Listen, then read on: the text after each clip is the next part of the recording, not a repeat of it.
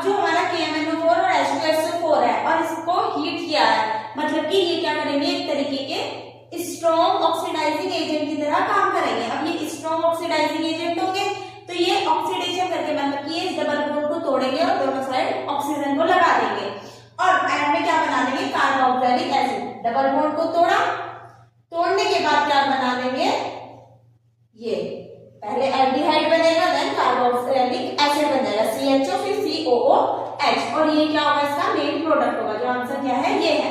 अगर दोनों दिए हुए हैं तो स्ट्रॉन्ग ऑक्सीडाइजिंग एजेंट की तरह ये यूज किए जाएंगे, ठीक है। इसके बाद जो नेक्स्ट क्वेश्चन है, इसमें क्या है, हमें कंपाउंड ए बताना है क्या है। जब उसकी O3 मतलब कि ऑटोलाइसिस ही किया गया है जिंक और H2SO4 के साथ, अब देखना है कि हमें इन दोनों डबल बॉन्ड के बीच में, यहाँ पे भी हुई है, के बीच में कितने कार्बन है, एक ही कार्बन है। अब ऑप्शन देखो, यहाँ पे डबल बॉन्ड के बीच में नहीं है कार्बन, यहाँ पे भी डबल बॉन्ड के बीच में कार्बन नहीं है, और यहाँ पे डबल बॉन्ड के बीच में कार्बन नहीं है, और यहाँ पर देखें तो हर डबल बॉन्ड के बीच में एक कार्बन हमें देखने को मिल रहा है। तो अगर हम इसे देखें, ये बॉन्ड यहाँ से टूटा, तो टूटने के बाद इस तरीके से बना हुआ है।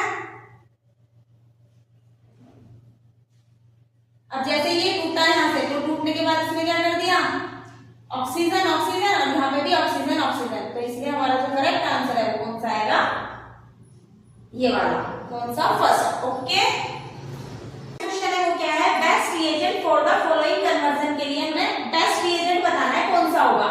अब ये क्या हुआ, जो Br है उसको किसमें चेंज किया गया, वहां पर हटा के ट्रिपल बॉन्ड आया। अब जो हमारा अल्कोहलिक KOH होता है वो क्या बना देता है, ईंट बना देता है, मतलब कि डबल बॉन्ड।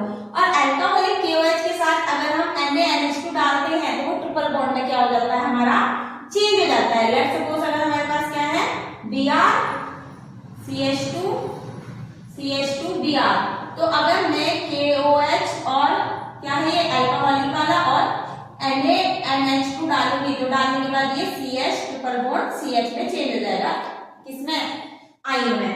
नेक्स्ट क्या है, following compound is the most reactive toward the electrophilic file की तरह कौन सा कंपाउंड होगा जो रिएक्ट करेगा, मतलब कि जिसकी इलेक्ट्रॉन डेंसिटी क्या होगी, सबसे ज्यादा होगी, वही क्या करेगा, इलेक्ट्रोफाइल की तरह यूज होगा। अच्छा, अब क्या है, अगर मैं इसमें देखूं तो ये यहां से जाएगा तो कंजुगेशन इसमें हो जाएगा, इस वाली रिंग में पॉसिबल है। यहाँ पे कंजुगेशन यहाँ पे तो नहीं होगा, इसमें भी नहीं होगा, तो हमारा करेक्ट आंसर क्या होगा, ऑप्शन नंबर ए, जहाँ पे इलेक्ट्रॉन डेंसिटी सबसे ज्यादा होगी वही क्या है, हमारा करेक्ट आंसर है। तो हमारा नेक्स्ट क्वेश्चन है, हमें मैच करना है फॉलोइंग लिस्ट 1 और लिस्ट 2 को मैच करके बताना है क्या है। अब वैल्यू ऑफ LDV और नंबर ऑफ ऑर्बिटल दिए हुए हैं, हमें एक चीज याद रखनी है, जो L होता है एजीमुथल क्वांटम नंबर होता है, फिर हम क्या याद रखेंगे, सबसेल देन ऑर्बिटल। अगर हमारी L की वैल्यू 0 है तो सबसेल क्या आती है, S आती है, और इसमें एक ही ऑर्बिटल होता है। अगर 1 होती है तो सबसेल P आती है जिसमें 3 ऑर्बिटल होते हैं, 2 है तो सबसेल D आती है जिसमें 5 ऑर्बिटल होते हैं, 3 है तो सबसेल F आती है जिसमें 7 ऑर्बिटल होते हैं। तो जो हमारा A है वो किससे कनेक्ट होगा, 0 किसके लिए होता है, 1 के लिए, सेकंड से।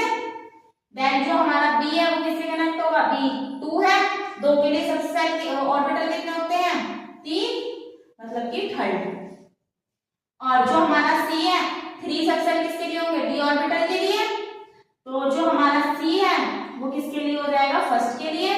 देन जो हमारा D है, एक सबसेल किसके लिए होता है, उल्टा तो नहीं हो गया, हाँ, 1 मिनट, जो 3 सबसेल होते हैं मतलब कि वो F के लिए है जिसमें 7 ऑर्बिटल होते हैं, तो थर्ड का क्या है हमारा, C का 4th है, और D का क्या है हमारा, गड़बड़ हो गई, 1 मिनट देखो, जो 0 है, 0 के लिए सबसेल कितनी होती है, 1, ये रहा S ऑर्बिटल, तो इसके लिए सेकंड।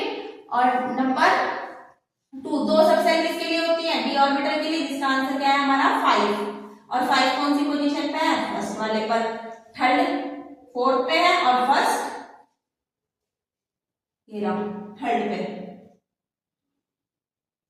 ओके, अब नेक्स्ट क्वेश्चन क्या है, हमें क्या करना है, रिएक्शन दी गई है फिनोल की CH3CL3 क्लोरोफॉर्म NaOH के साथ करते हैं तो प्रोडक्ट बनता है। ये वाली जो रिएक्शन है इसे रीमन रिएक्शन बोलते हैं।